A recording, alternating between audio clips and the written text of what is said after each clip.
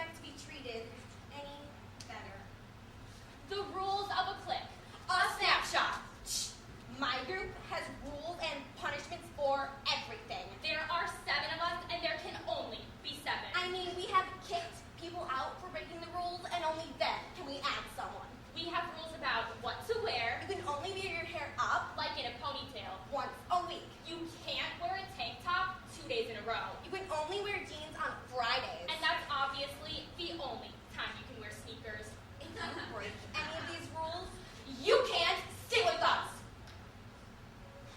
Monday is the most important day because you want to look at your best. It sets the tone for the rest of the week. So wearing something like sweats on a Monday is like going into church and screaming, "I hate Jesus!" Friday is downtime. When we hang out that night, we wear sweats, watch movies. And talk about what bothered us that week. If you want to invite someone to lunch from outside the group, you need to formally invite them and the group needs to vote on it. We do this because it's like buying a shirt before your friend tells you whether you look good in it or not. You may like someone, But could be wrong. if 3 or more people in the group really like the girl, we offer her an extended invitation For a whole week. That's a trial period. It's like getting a dog as a pound and trying her out before you get her a license and call her Fluffy. Girls can change cliques frequently. When this happens, it's common for girls who used to be friends to turn on each other, and the bad teasing can be brutal. Girls' friendships, while fickle, are intense. Exile from the promised land. It all started in October. I begin to feel left out of my group. One of the girls in the group, Brittany, was moving, and I wanted to feel closer to her before she left. but every time I went near her, she ran away. I was really upset, so I expressed my feelings to her. She said that I was following her. I agreed. I was.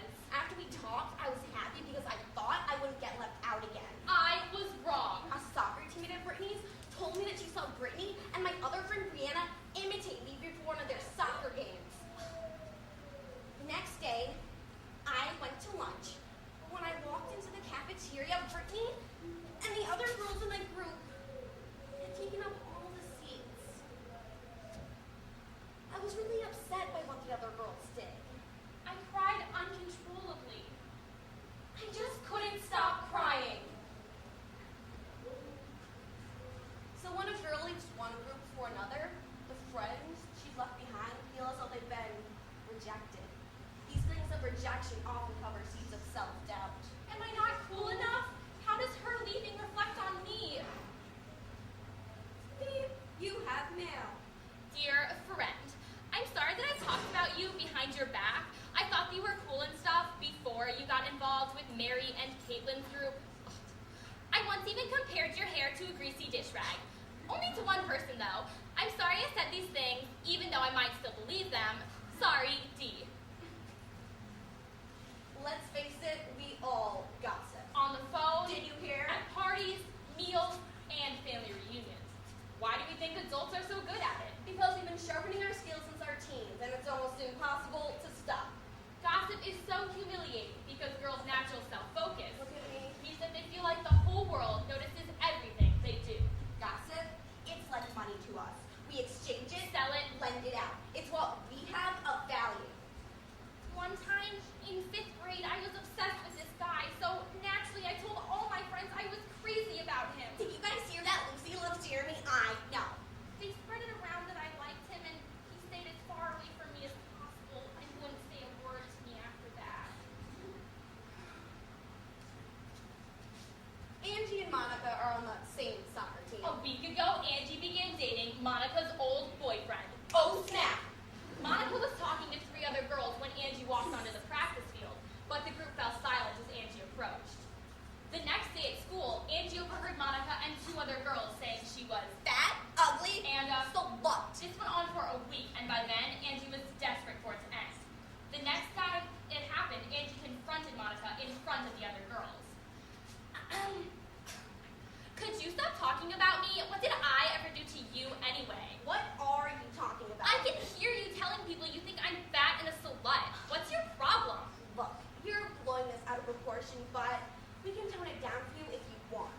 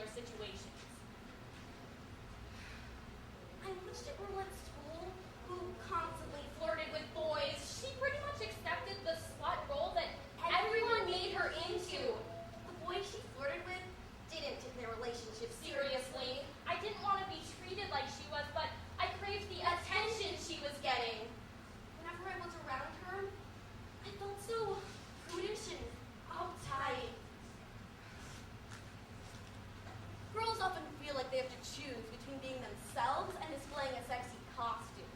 Girls may use any excuse to dress up in sexy costumes. Halloween is the most obvious example. I love Halloween. You can be a devil, an angel, or a French maid. It's an excuse to be sexy without worrying about what anyone else is saying. These situations are ceasefires in girls' battles with each other, where they can dress as sexy as possible with less fear of recrimination. At school one day, we had Celebrity Day, and everyone used it as an excuse to wear short skirts, Low-cut shirts, and high socks. and no one could say anything about it because on that day, you could dress up however you want without being called a whore. Did you see the way she was dressed? What a slut!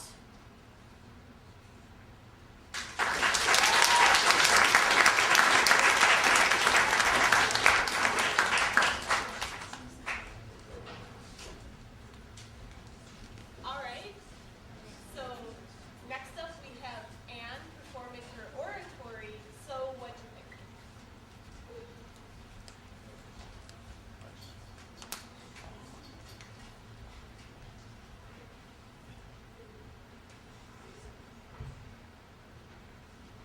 I love to sing.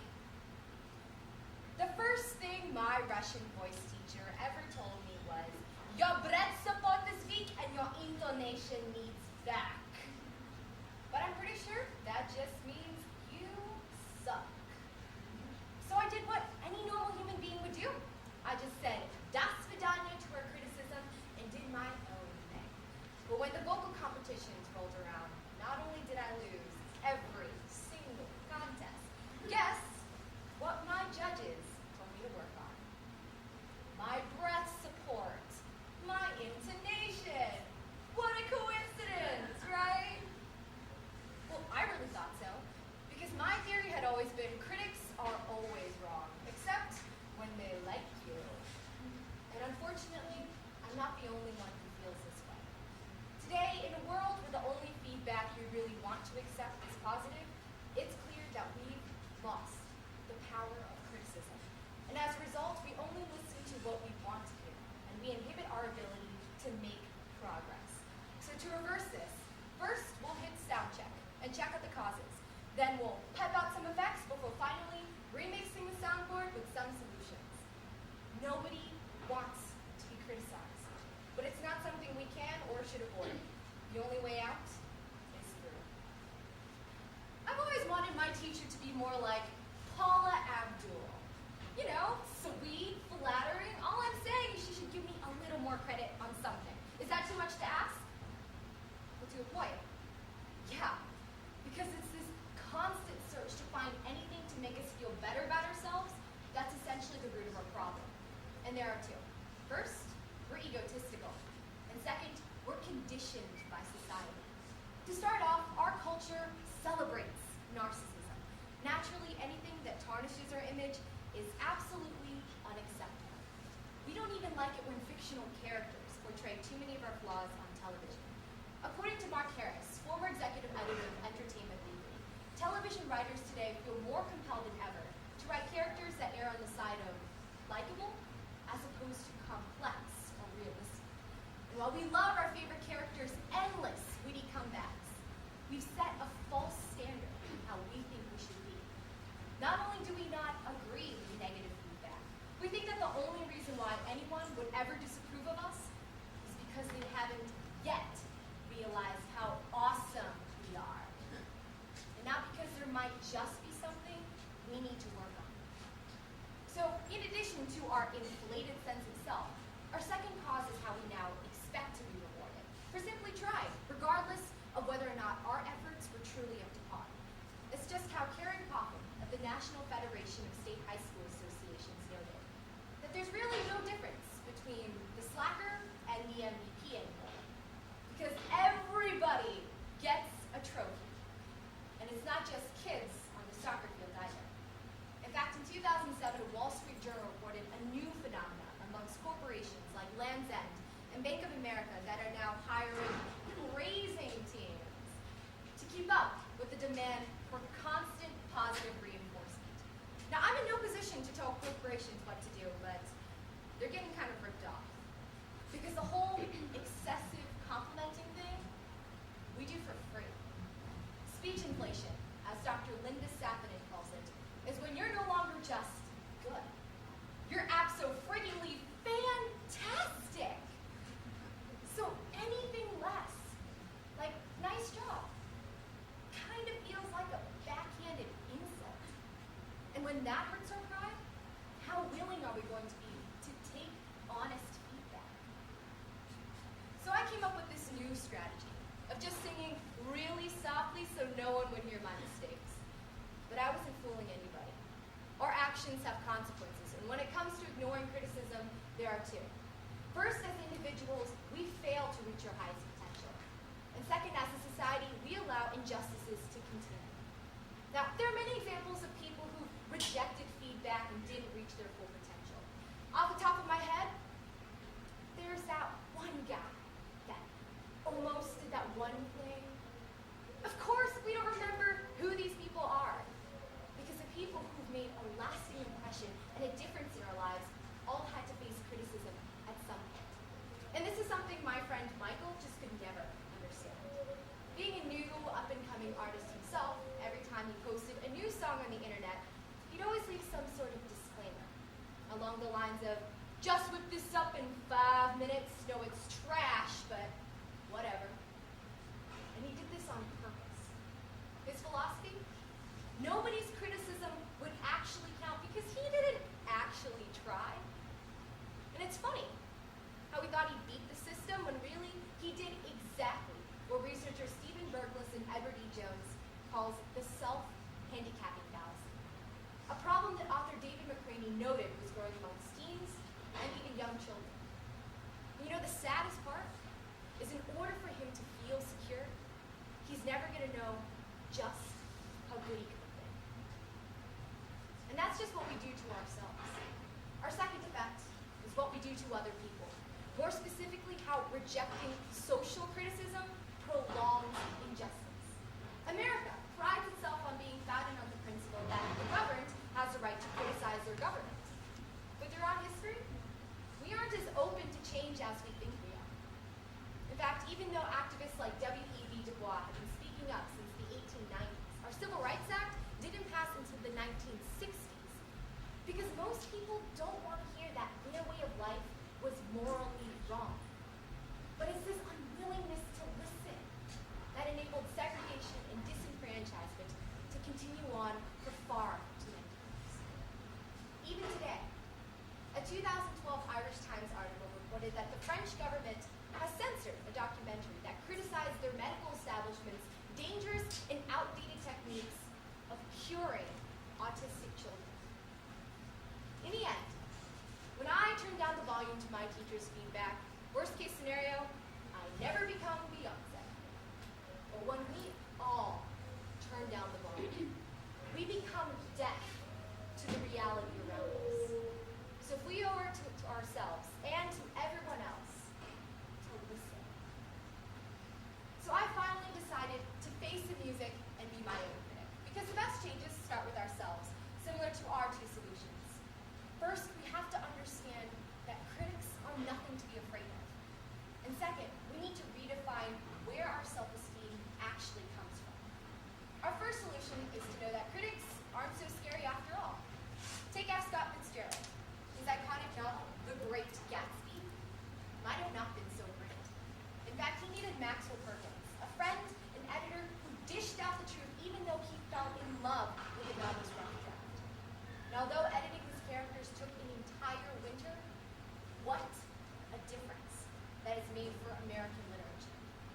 And let's not forget about Olympic gold medalist Gabby Douglas, who by listening to her coach, Bella Caroli, found her way to the top of the podium. As just how late Professor Randy Pausch of Carnegie Mellon University once said, it's when you're screwing up and nobody bothers to tell you anything. That's when you should be worried. Because that means they've given up on you. Our second solution is to do what the ever so cheerful Dr. Paula Young Eisendrath calls necessary suffering.